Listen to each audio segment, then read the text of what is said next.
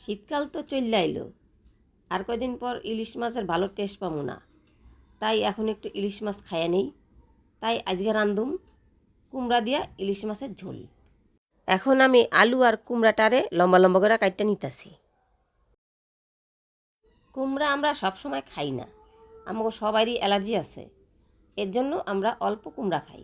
আপনারা যে যতটা খাইবেন ততটা অনুযায়ী দিবেন। কুমড়ার দানাগুলা ফালাই নাই, নিয়া ভালো করে ধুইছি, ধুইয়া তারপরে রোদে দিছি, শুকাইছি, তারপরে গাছ বুনুম। এখন মশলাগুলা বাইটটা নেই, দেব মিক্সিতে লঙ্কা আর জিরা, নুন হলুদ দিয়া ইলিশ মাছগুলারে মাইখা নেই। এর আগেও আমি অনেক ইলিশ মাছের রেসিপি আপনাদের লগে শেয়ার করছি।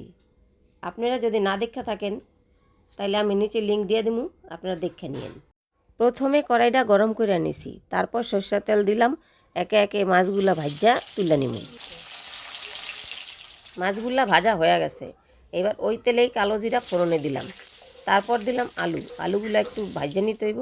তারপরে দেবো কুমড়া, একটু নুন দিয়া নাইরা চাইরা তারপর সেই বাটা মশলাটা দিয়া দিমু। তারপর দিমু হলুদ গুঁড়া দিয়া নাইরা চাইরা তারপরে দিমু একটু জল, উষ্ণ গরম জল। আগে তো নুন দিছিলাম, এবার স্বাদ অনুযায়ী একটু নুন দিয়ে দিলাম। ঝোলটা ফুটতে উঠলে তারপর মাছগুলা একে একে দিয়ে দিমু ঝোলের মধ্যে। 5 মিনিট ফুটে তারপর নামাই নিমু।